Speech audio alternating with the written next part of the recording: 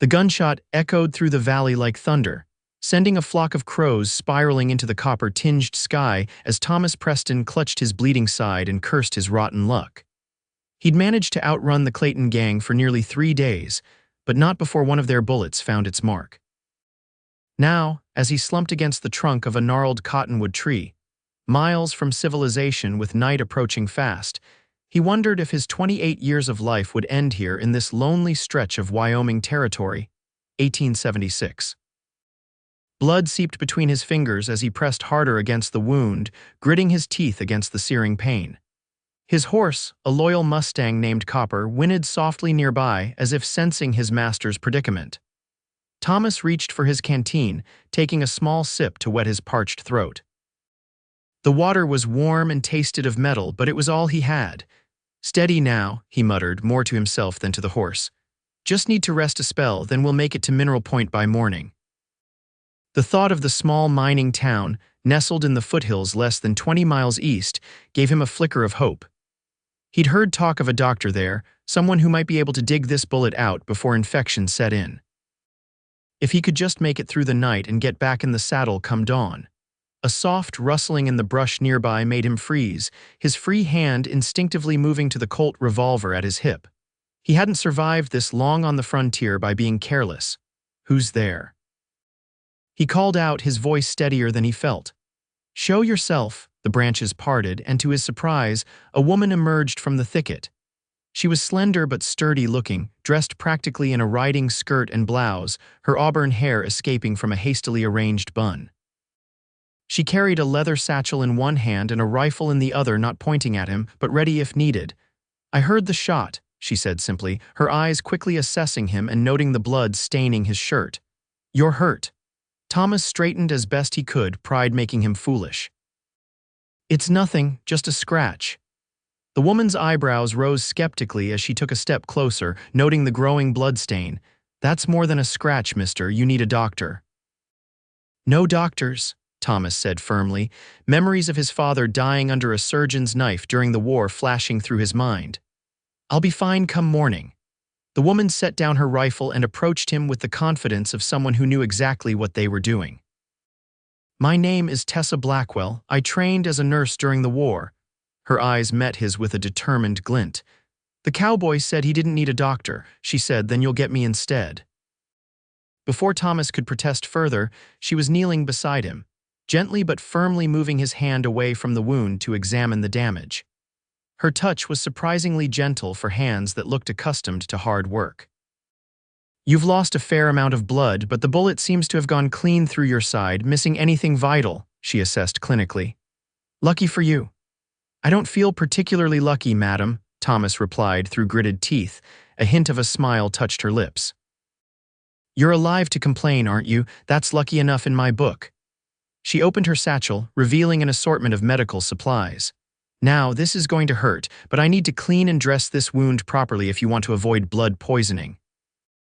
Thomas watched her warily as she efficiently set out bandages, a small bottle of alcohol, and a needle and thread. "You always wander the wilderness prepared to perform surgery, Miss Blackwell." "Mrs. Blackwell," she corrected absently as she poured water from her canteen onto a clean cloth. "And I was on my way back to Mineral Point when I heard the shot. I make it a habit to be prepared for emergencies. Out here, you never know what might happen." She pressed the damp cloth against his wound, cleaning away the blood to get a better look. Thomas hissed in pain but didn't pull away. "My husband was a doctor in Mineral Point," she continued, her voice matter-of-fact as her hands worked with practiced precision. "He died 2 winters ago, pneumonia, ironic for a man who saved so many others." "I'm sorry," Thomas said, studying her face more carefully now. Despite the no-nonsense demeanor, he could see grief had left its mark in the fine lines around her eyes. She couldn't be much older than 25, yet there was a maturity and self-possession about her that spoke of someone who had weathered significant storms. "Thank you," she replied simply, reaching for the bottle of alcohol. "Now, brace yourself. This will sting something fierce." Thomas barely had time to take a deep breath before she poured the liquid over his wound. The pain was instantaneous and blinding, like someone had pressed a red-hot poker to his flesh. He bit down hard on his lip to keep from crying out, tasting blood. "Good," she said approvingly when he didn't flinch away. Most men would have hollered enough to scare every bird from here to Montana. Not my first bullet wound, he managed, sweat beading on his forehead, though I hope it'll be my last.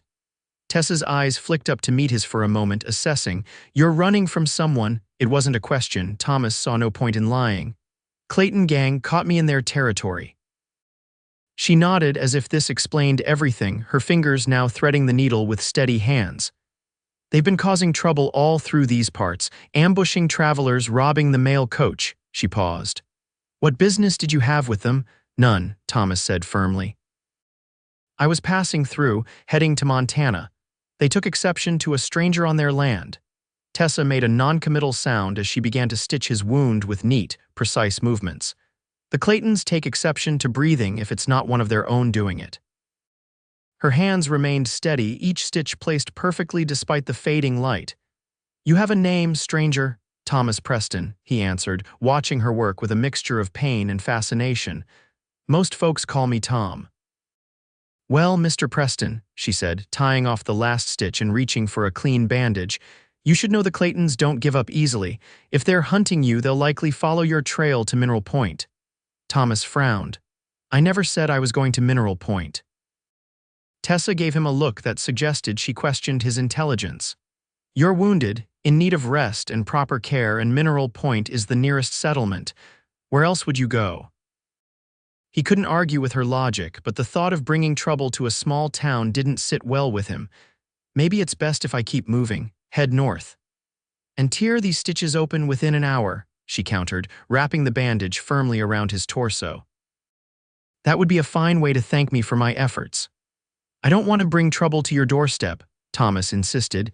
Tessa secured the bandage and sat back on her heels, studying him with those perceptive eyes. Mineral Point has weathered its share of trouble, Mr. Preston. We're a mining town that's survived claim jumpers, blizzards, and drought.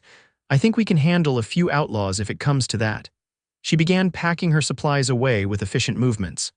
Besides, Sheriff Hardin keeps the peace well enough. The Claytons know better than to ride openly into town. Thomas wasn't so sure about that. He'd heard stories about the Clayton gang growing bolder in recent months, especially the youngest brother, Illy, who was rumored to have a wild streak and something to prove. But arguing with this determined woman seemed pointless, especially when every breath sent a fresh wave of pain through his side. Can you ride? She asked, closing her satchel and standing up. Thomas nodded, though he wasn't entirely certain, been in worse shape. Somehow I don't doubt that, she replied dryly. My horse is tethered just beyond those trees. We can make it to town by nightfall if we don't dawdle. You're coming with me? Thomas asked, surprised. Tessa gave him a look that suggested he was being deliberately obtuse. Of course I am. Those stitches need checking, and you'll need somewhere to recover for a few days at least. She retrieved her rifle and slung it over her shoulder. Unless you'd prefer to take your chances alone, Thomas struggled to his feet, wincing as the movement pulled at his freshly stitched wound. He was light-headed from blood loss and knew, despite his pride, that making it to town alone would be a challenge. I'm much obliged for the help, Mrs. Blackwell. Tessa, she corrected, moving to steady him when he swayed slightly. If I'm going to be responsible for keeping you alive, we might as well dispense with formalities. Her shoulder under his arm was surprisingly strong as she helped him toward his horse. Up close, he noticed her eyes were an unusual shade of green like river water over moss stones. He also noticed she smelled faintly of lavender and something medicinal. Where did you learn to stitch a wound like that? He asked as she helped him mount Copper, a process that had him seeing stars from the pain. My father was a doctor back in Pennsylvania, she explained, making sure he was settled before going to fetch her own horse. I grew up watching him work. Then during the war, they needed everyone with even a hint of medical knowledge. I volunteered at a field hospital in Virginia. Her voice grew quieter. That's where I met my husband, David. He was a surgeon. Thomas watched as she returned leading a sturdy Palomino mare. There was a grace to her movements, a quiet confidence that spoke of a woman comfortable in her own skin. It was rare to find out here in the territories, where most women seemed either worn down by hardship or desperately clinging to Eastern notions of propriety. And now you're alone in the wilderness, rescuing strays like me. he asked as she mounted her horse with practiced ease. A small, sad smile curved her lips. Not exactly my plan, but life has a way of taking unexpected turns. She nudged her horse forward. Come on, we should make it to town before full dark if we keep a steady pace. They rode side by side when the trail allowed it, Tessa keeping a watchful eye on him as the pain medications she'd given him began to take effect, dulling the sharp edges of his agony to a more manageable throb. She asked few questions, respecting his privacy in a way he appreciated, but she did share bits of information about Mineral Point as they traveled. The town had sprung up around silver mines in the late 1860s, she explained. Unlike many boom towns that burned bright and quickly faded, Mineral Point had established itself as a supply center for the surrounding area. There were about 500 residents now, with the usual amenities: a general store, 2 saloons, a small hotel, and a church that doubled as a schoolhouse during the week. After David died, I took over his practice, she said as they crested a hill that revealed the first distant lights of the town nestled in the valley below. Some folks weren't keen on a woman doctor at first, but when cholera swept through last summer and I was the only one with medical knowledge left standing, they stopped complaining. Thomas studied her profile in the fading light. You call yourself a doctor then, not just a nurse. Something flickered across her face, a hint of defiance, perhaps. I do what needs doing. Deliver babies, set bones, treat fevers. What would you call that? Sounds like a doctor to me, Thomas conceded. Just not common to find a woman practicing medicine out here. Not much about my life has been common, Mr. Preston, she replied with a wry smile. But then I suspect the same could be said for yours. He couldn't argue with that. His path from the son of a Boston merchant to a drifting cowboy with a price on his head in 3 territories wasn't exactly conventional. Not that he planned to share that particular history with her, no matter how disarmingly straightforward she might be. As they descended toward the town, Thomas felt a familiar wariness settle over him. He'd learned the hard way that new places meant new dangers, and his current situation was precarious at best. Still, the promise of a real bed and continued medical attention was too tempting to resist, especially with the fever he could feel beginning to build despite Tessa's ministrations. The main street of Mineral Point was quiet as they rode in. Most businesses closed for the evening, though light and piano music spilled from the saloon. A few townspeople nodded respectfully to Tessa as they passed, while eyeing Thomas with the customary suspicion reserved for strangers. My house is just beyond the church, Tessa said, guiding them past the wooden buildings that line the main street.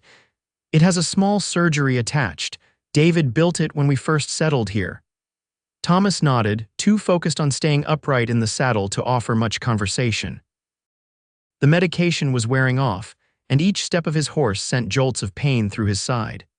By the time they reached a modest 2-story house set slightly apart from its neighbors, with a small sign reading Dr.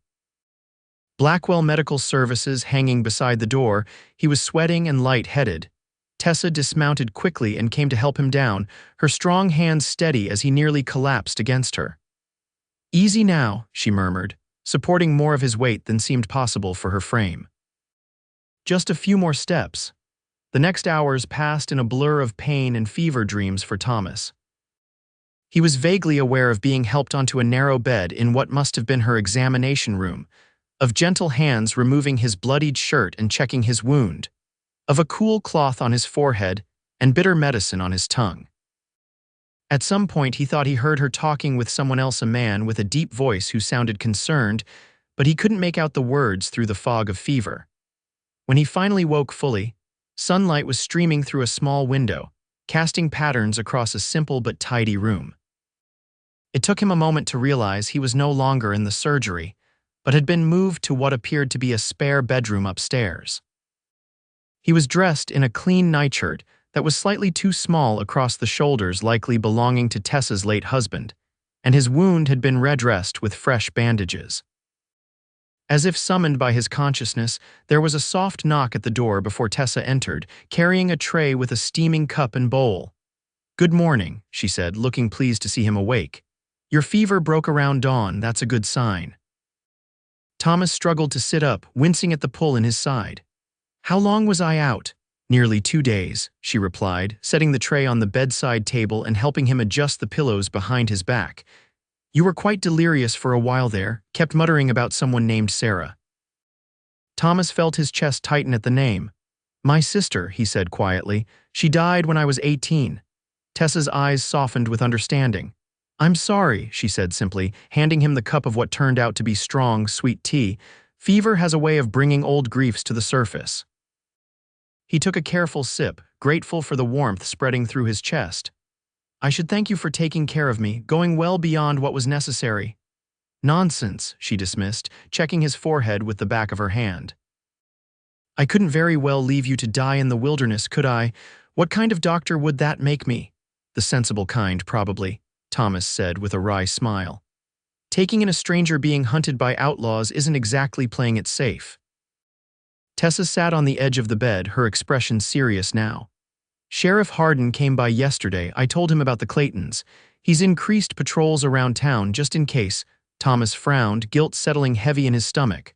"I'm bringing trouble to your doorstep after all." "The trouble was already out there," she countered pragmatically. "At least now we're prepared for it." She pushed the bowl of what looked like hearty stew toward him. "You need to eat to regain your strength, then we can discuss what happens next." Over the next 3 days, Thomas slowly regained his strength under Tessa's careful ministrations. She was a skilled healer, checking his wound twice daily, changing the dressings, and preparing herbal teas and broths that gradually gave way to more substantial meals as his appetite returned. When she wasn't tending to him, she saw her regular patients in the surgery downstairs, the murmur of voices occasionally drifting up through the floorboards. Despite his initial reluctance to accept help, Thomas found himself growing comfortable in her home.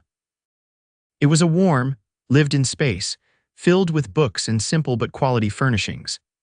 Photographs of her late husband sat on the mantel, a handsome, serious-looking man with kind eyes alongside dried flowers and small treasures that spoke of a life carefully built. On the 4th morning, feeling restless after days of confinement, Thomas dressed in his own clothes, now washed and mended, and made his way carefully downstairs. He found Tessa in her kitchen garden, harvesting herbs in the early morning light. She looked up as he approached, surprise and then approval crossing her face. "You're looking much better," she observed, straightening up with a handful of rosemary, "though you shouldn't overexert yourself yet." "I was going stir-crazy up there," Thomas admitted, leaning against the garden fence. "Thought I might take a short walk, get some fresh air." She considered him for a moment, then nodded. "Just around the yard for now, and take it slow." Her tone brooked no argument, reminding him that beneath her gentle manner was a will of iron. Thomas obediently kept his walk brief, circling the neat yard with its kitchen garden, small orchard of young fruit trees, and chicken coop. The domestic scene struck him as achingly peaceful, so different from the transient existence he'd been living for years. By the time he returned to the back porch, where Tessa was now shelling peas into a bowl, he felt a strange longing he couldn't quite name. "Sit before you fall down," she instructed, nodding to the chair beside her. "You're still pale." He complied, watching as her nimble fingers worked quickly through the pile of pea pods. "You've built yourself a good life here," he observed. A shadow passed across her face. "David and I built it together. I've just been maintaining it since he died." She glanced up at him. "What about you, Mr. Preston? What kind of life have you built?" The question caught him off guard. "Not much of one," he admitted after a moment. "Been drifting since the war ended. Worked as a ranch hand, cattle driver, sometimes a guide for hunting parties, nothing permanent." "Running to something or away from something?" she asked perceptively. Thomas gave a rueful smile. "Both, maybe. After my sister died, there wasn't much keeping me in Boston. My father wanted me to join his shipping business, but I'd seen too much during the war to settle back into that life." "So you came west," she nodded, understanding in her eyes. "Many did, looking for a fresh start. Found more trouble than fresh starts, if I'm honest," he confessed. "Seems to follow me wherever I go." Tessa's hands paused in their work. "Perhaps you're looking in the wrong places," she suggested quietly. "Or perhaps you're not really looking to avoid trouble at all." Before he could respond to that uncomfortably accurate observation, they were interrupted by the sound of approaching hoofbeats. Both turned to see Sheriff Hardin riding toward the house, his expression grim. Thomas instinctively tensed, his hand moving toward where his gun would normally be holstered. "Easy," Tessa murmured, setting aside her bowl and standing. "Sheriff Hardin is a friend." The sheriff dismounted and approached, removing his hat as he nodded to Tessa. "Mrs. Blackwell," he greeted respectfully before turning his attention to Thomas. "Mr. Preston, good to see you on your feet." "Sheriff," Thomas acknowledged cautiously. "I've got news you should both hear," Hardin said without preamble. "Three of the Clayton boys were spotted about 10 miles south of here yesterday. A farmer reported they asked him about a wounded man riding with a woman." Thomas felt cold dread settle in his stomach. "They're tracking me." "Seems that way," Hardin agreed, his weathered face serious. "I've got men watching the approaches to town, but we're stretched thin. The silver shipment is due tomorrow, and I can't spare many men from that detail." Tessa's face had gone pale, but her voice remained steady. "What do you suggest, Sheriff?" Hardin shifted uncomfortably. "Might be best if Mr. Preston continued on his way once he's able. Draw the trouble away from Mineral Point." Thomas nodded immediately. "I'll leave today." "You will not," Tessa countered firmly. "Your wound could still reopen with too much exertion. Another day or two of rest, at minimum." The two men exchanged glances, both recognizing the immovable force that was Tessa Blackwell when her medical judgment was being challenged. "Perhaps a compromise," Hardin suggested diplomatically. "Mr. Preston stays out of sight here for another day while I spread word that he was seen heading north toward the territorial line. Might buy us some time." Thomas didn't like involving others in his problems, but he had to admit the plan had merit. "I appreciate the help, Sheriff." "I never meant to bring this trouble to your town," Hardin shrugged philosophically.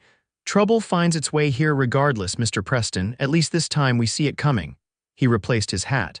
"I'll have one of my deputies check in this evening. In the meantime, best stay close to the house." After the sheriff departed, a heavy silence fell between them. Thomas finally broke it, his voice low and serious. "I'm sorry, Tessa. I should never have agreed to come here." She looked at him steadily, those remarkable green eyes clear and unafraid. "And what would have happened if you hadn't?" "You'd likely be dead from infection or blood loss." She picked up her bowl of peas and headed toward the kitchen door. "I don't regret helping you, Thomas. I just hope you're worth the trouble." Her words lingered in his mind throughout the day as he rested and helped with small tasks around the house. Was he worth the trouble? For most of his adult life, he drifted from place to place, taking odd jobs, avoiding attachments, living by his own code but serving no greater purpose. The war had left him restless, unable to settle, haunted by memories of things he'd seen and done. His sister's death shortly after his return had severed his last meaningful connection to his old life. He watched Tessa as she moved through her day, treating a young boy with a broken arm, advising an expectant mother, preparing medicines from her stores of dried herbs. There was purpose in everything she did, meaning in the life she'd created even after losing her husband. It made his own existence seem shallow and directionless by comparison.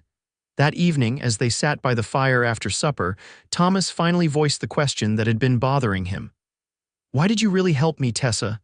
You could have pointed me toward town and gone on your way." She looked up from her mending, considering him thoughtfully. "I told you I'm a doctor. I help people who need it." "It's more than that," he pressed. "You've opened your home to me, risked your safety. That goes beyond professional duty." Tessa set aside her sewing, her expression softening. "When David died, I was lost for a long time. We had come west together with so many dreams, not just of building a medical practice, but of building a life, a family." Her fingers twisted in her lap. "After he was gone, I threw myself into the work because it was all I had left. But I realized something important during that cholera outbreak last summer." She looked up at him, her eyes reflecting the firelight. "Medicine isn't just about treating wounds or curing diseases. It's about caring for people when they're at their most vulnerable. Seeing their humanity even when they're broken." A small smile touched her lips. "When I found you under that tree, you reminded me why I became a healer in the first place." Thomas felt something shift inside him, a wall beginning to crumble. "I'm not sure I deserve that kind of care." "That's not for you to decide," she replied simply. "Worthiness isn't a requirement for compassion. Before he could respond, there was a sharp knock at the front door. Thomas immediately tensed, rising to his feet despite the pull of pain in his side. Tessa placed a restraining hand on his arm. "It's likely just Deputy Mills checking in as the sheriff promised," she said, though she looked uneasy. "Stay here." Thomas ignored her, following as she moved toward the door. "Let me answer it." "This is my home," she reminded him firmly, reaching for the doorknob. "I'll not cower in my own parlor." She opened the door to reveal not Deputy Mills but a young boy of about 12, his face flushed from running. "Mrs. Blackwell, Sheriff Hardin sent me to warn you the Clayton boys are in town. They're at the saloon asking questions about a wounded stranger." Thomas felt his blood run cold. "How many of them?" "3, sir," the boy replied, wide-eyed. "Illy Clayton and 2 others. Sheriff's trying to keep them busy while you get away. He said to take the back trail through Miller's Creek." Tessa thanked the boy and sent him home, closing the door with a controlled calm that Thomas admired. When she turned to face him, her expression was resolute. "You need to go now." Thomas was already moving toward the stairs to collect his few belongings. "I'll saddle the horses." "Not horses," she corrected, following him. "Just yours. I'm staying here." He whirled to face her. "That's madness. They've seen us together. The farmer must have described you. You're in danger too." "This is my home, Thomas," she said with quiet determination. "I have patients who depend on me. I can't just run away. And I can't leave you here to face them alone," he insisted, surprising himself with the vehemence in his voice. When had this woman become so important to him? Tessa's expression softened for a moment before her practicality reasserted itself. "The Claytons want you, not me. If you're gone, they'll have no reason to harm anyone here." She placed a hand on his arm. "Please, Thomas, don't let my help be for nothing." He covered her hand with his own, torn between the desire to protect her and the knowledge that his presence put her in greater danger. "I'll go on one condition," he finally said. "If there's any sign of trouble, any hint that they might harm you, you head for Sheriff Hardin's office immediately. Promise me?" The intensity in his voice seemed to surprise her. "I promise," she agreed softly.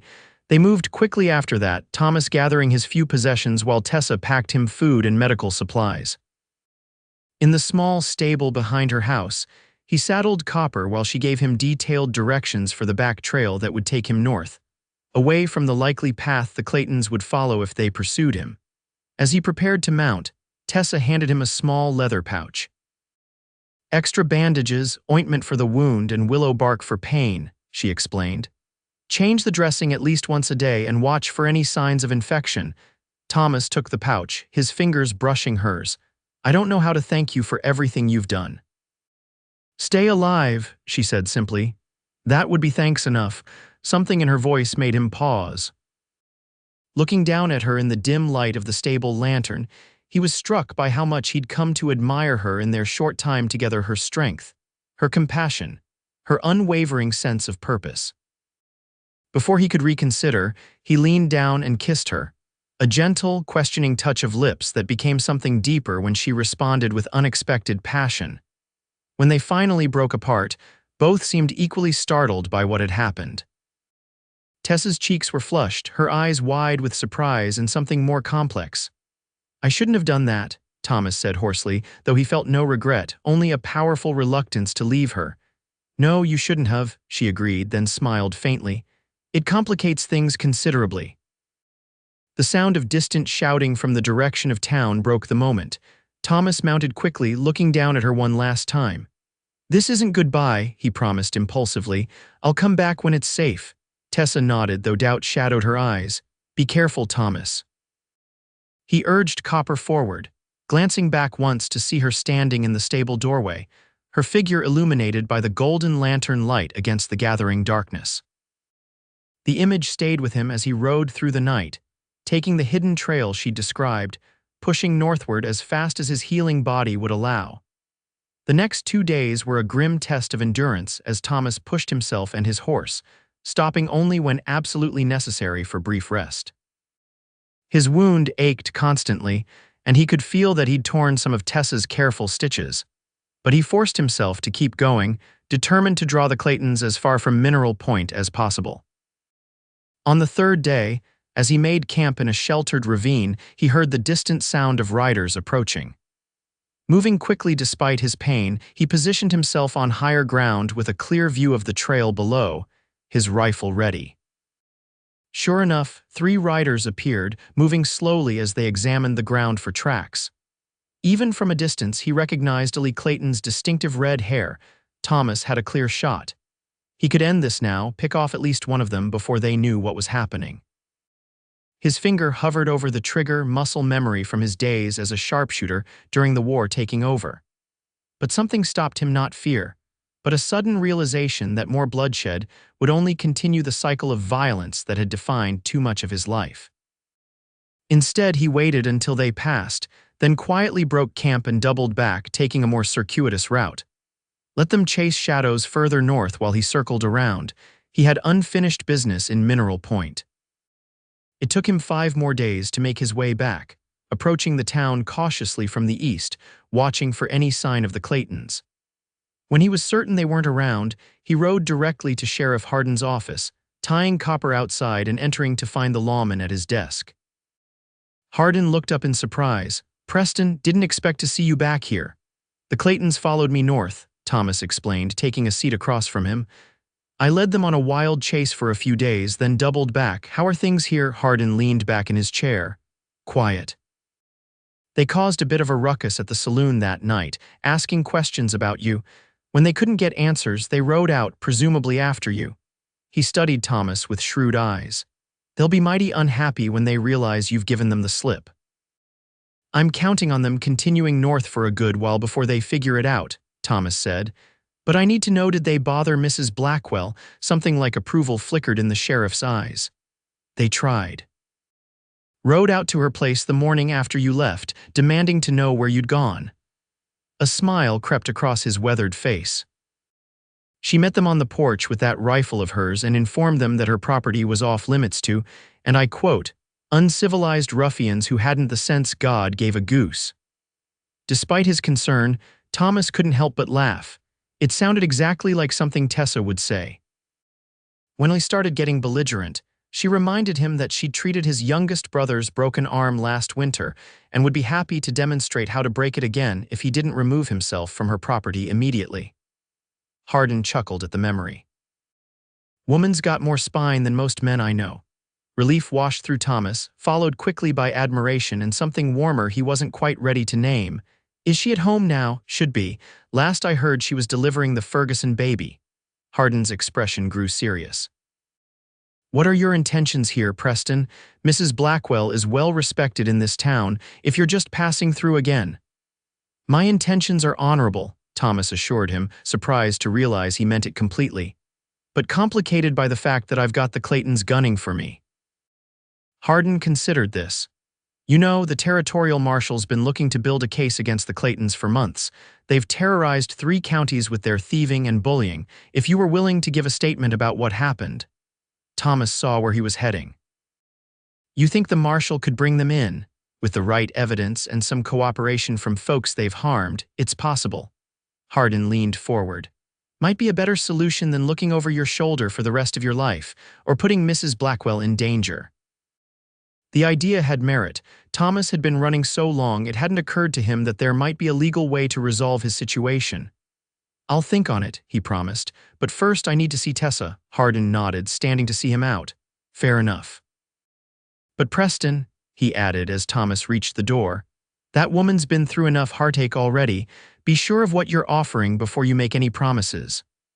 The warning stayed with Thomas as he rode toward Tessa's house, forcing him to examine his feelings honestly. What exactly did he want? For most of his adult life, he'd avoided attachments, convinced that he wasn't meant for the kind of settled existence that most men sought. Yet in the short time he'd known Tessa, something had shifted fundamentally inside him. He found himself imagining a different kind of future, one with purpose, with roots, with her. Tessa was in her garden when he arrived, kneeling among the herb beds with a basket beside her. She looked up at the sound of hoofbeats, her hand instinctively moving toward the pocket of her apron where he knew she kept a small derringer. When she recognized him, her expression transformed from wariness to disbelief to a joy so radiant it took his breath away. She rose quickly, brushing soil from her skirts as he dismounted. "Thomas, what are you doing here?"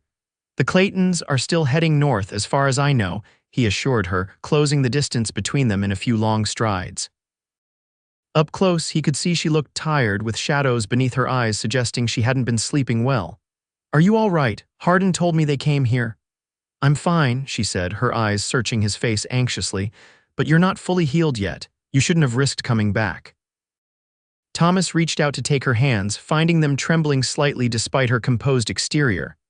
I had to. I made you a promise. Something vulnerable flickered in her eyes. People make promises all the time, Thomas. Few keep them. I'm not most people, he said softly, drawing her closer. And what's between us isn't something I could just ride away from. Tessa's expression grew guarded. And what exactly is between us? A few days of nursing, one impulsive kiss. She tried to pull her hands away, but he held them firmly. Hope, he said simply. For the first time in years, I feel like there might be a future worth building, and I hope you feel it too, she stilled, her eyes searching his for any sign of deception. I've built a life here, Thomas, a purpose I can't abandon it for. For a drifter with no prospects and a price on his head, he finished wryly. I wouldn't ask you to. In fact, I'm thinking of staying in Mineral Point. Surprise widened her eyes. Staying. But the Claytons, Sheriff Hardin thinks the territorial marshal might be able to bring them to justice with the right evidence. Thomas explained his conversation with the sheriff. It won't be resolved overnight, but it's a start, and in the meantime, I thought I might put down some roots here. This town could use a man good with horses, couldn't it? A cautious smile began to curve her lips. The livery stable has been without a proper farrier since old Mr. Jenkins passed last winter, she admitted. But Thomas, are you sure? You've been wandering for so long. Maybe I was just waiting to find someone worth stopping for, he said, reaching up to touch her cheek gently. I can't promise it will be easy, Tessa. I've got a complicated past and enemies beyond just the Claytons.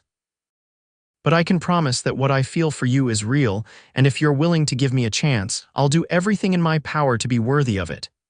Tears welled in her eyes, but she blinked them back determinedly. I never expected to feel this way again after David died, she confessed. It frightens me how quickly you've become important to me. It scares me too, he admitted with a rueful smile. I've spent years avoiding anything that could hurt me, but some things are worth the risk, don't you think? Instead of answering with words, Tessa rose on her tiptoes and kissed him, a kiss full of promise and possibility that left them both breathless. When they finally pulled apart, she was smiling, truly smiling, in a way that transformed her whole face.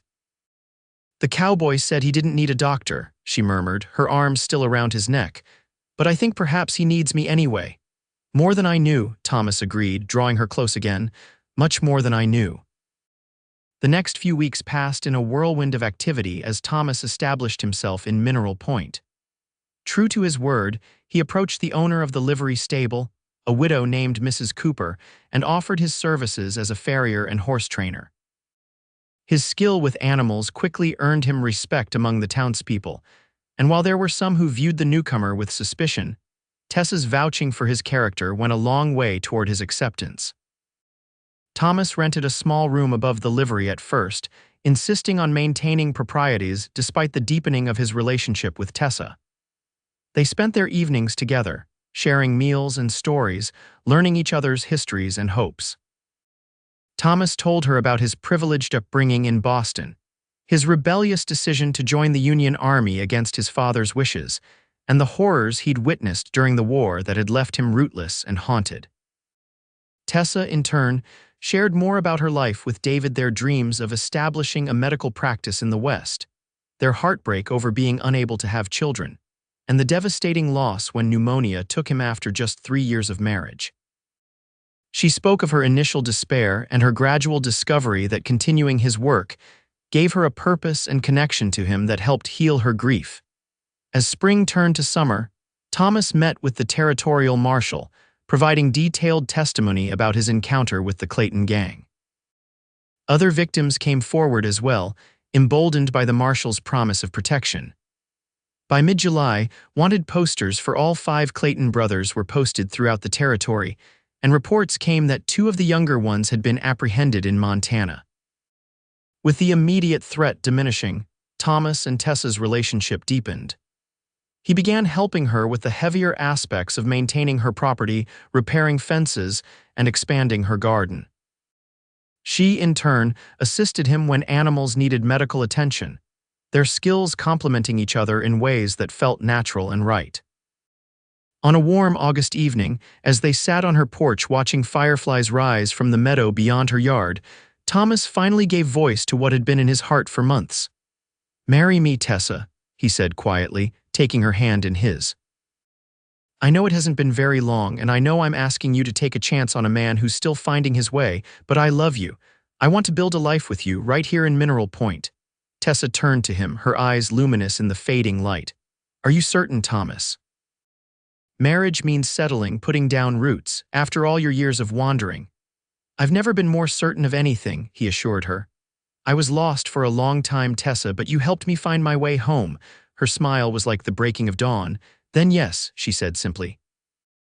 "I'll marry you, Thomas Preston." They were married in the small church on a golden September afternoon, with most of the town in attendance. Sheriff Hardin stood as Thomas's best man, while Tessa's close friend Mary Ferguson served as her matron of honor. Dr. Richardson, an elderly physician from the next town over who had occasionally consulted with Tessa on difficult cases, gave her away. Thomas moved into Tessa's home, and they quickly settled into a rhythm of shared work and companionship that felt as natural as breathing. He continued working at the livery, building a reputation that drew business from surrounding ranches and settlements.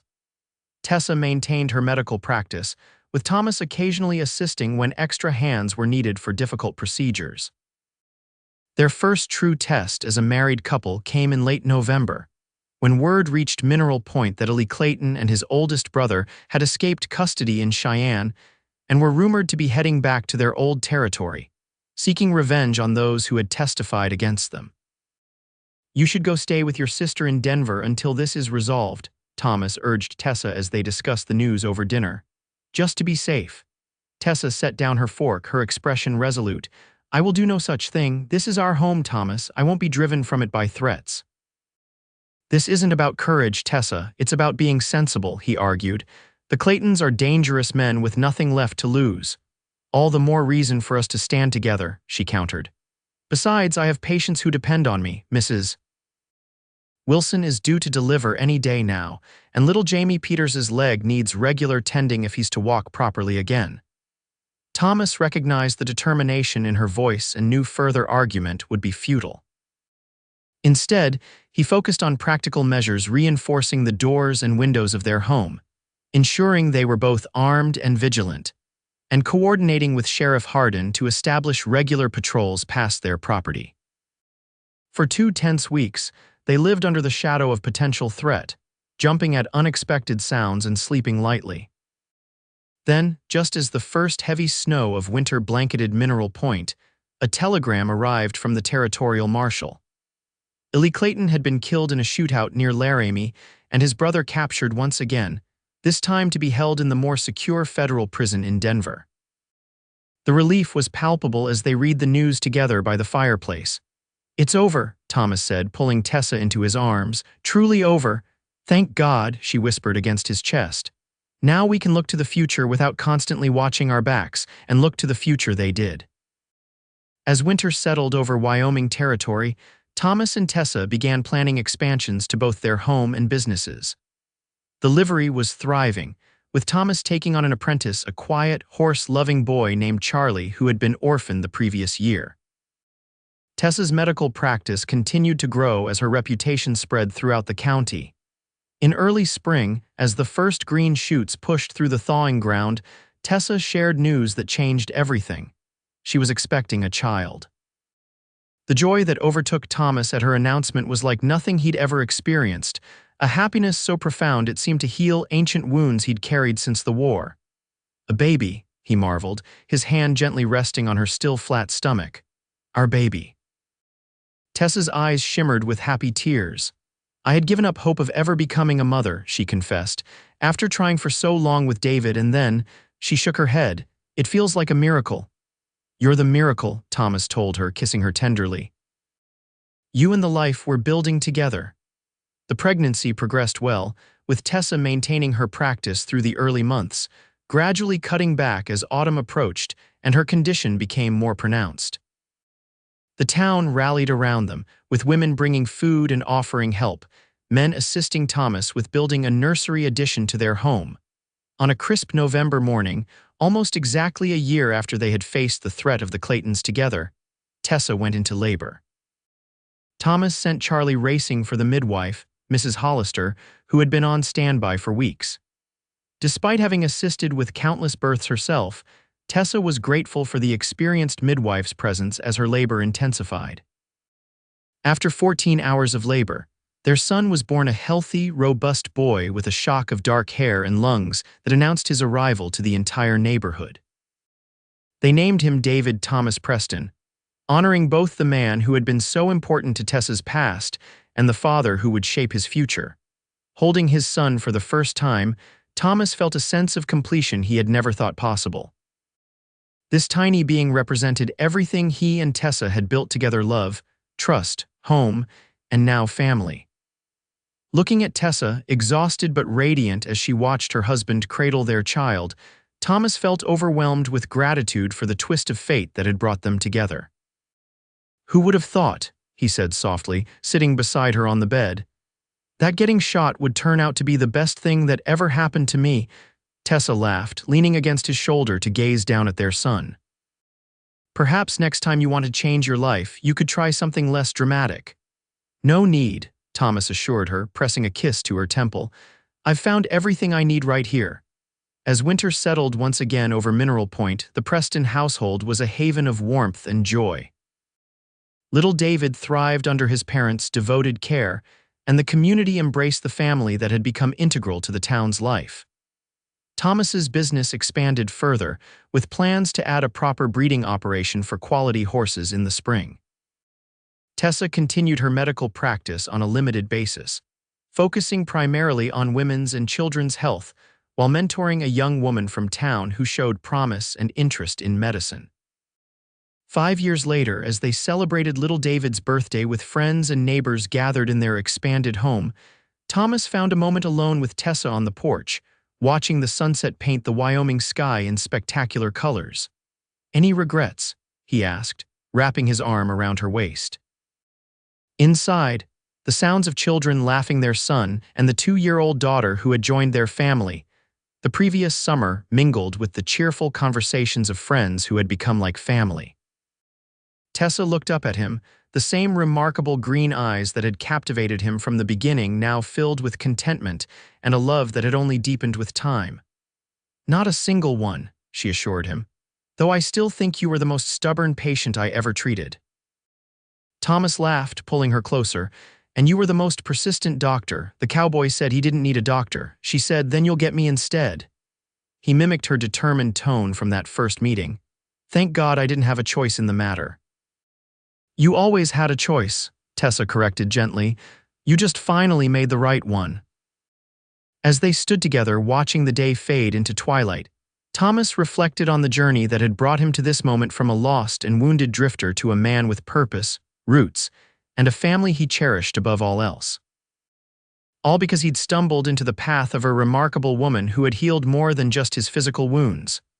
"I love you, Tessa Preston," he said, turning her to face him, "more with each passing day." "And I love you," she replied, rising on her toes to kiss him with the same passion that had surprised them both all those years ago. "My stubborn, wonderful cowboy." They were interrupted by small footsteps as their children burst onto the porch, little Rose tugging at her mother's skirts while David proudly displayed a wooden horse Thomas had carved for his birthday. As Thomas scooped his daughter into his arms and listened to his son's excited chatter, he exchanged a glance of perfect understanding with his wife. This was home. This was healing. This was the life he had never dared to hope for until a bullet wound and a determined woman had changed everything. In the years that followed, Mineral Point continued to grow and prosper, as did the Preston family. Thomas eventually bought the livery outright when Mrs. Cooper decided to move east to live with her daughter, expanding it into one of the finest horse breeding operations in the territory. Tessa's medical practice evolved into a proper clinic, where she trained several young women in the healing arts, passing on her knowledge and compassion to a new generation. Their children grew strong and capable under their guidance, David showing his father's affinity for horses and his mother's calm in a crisis. Rose developing a keen intelligence and determination that reminded everyone of Tessa. Two more children joined their family over the years, twins James and Sarah, named for Thomas's father and sister, who brought additional joy and occasional chaos to the household. As Wyoming moved toward statehood and the century prepared to turn, Thomas and Tessa remained pillars of their community, their partnership a testament to the healing power of love and the unexpected paths that sometimes lead to exactly where we're meant to be. And on quiet evenings, when the children were finally asleep and they had moments alone together, they would sometimes reminisce about that fateful day under the cottonwood tree, marveling at how a wounded cowboy's stubbornness and a determined healer's compassion had written the beginning of a story neither could have imagined, a story of love that had not only saved a life, but created a legacy that would endure long after them.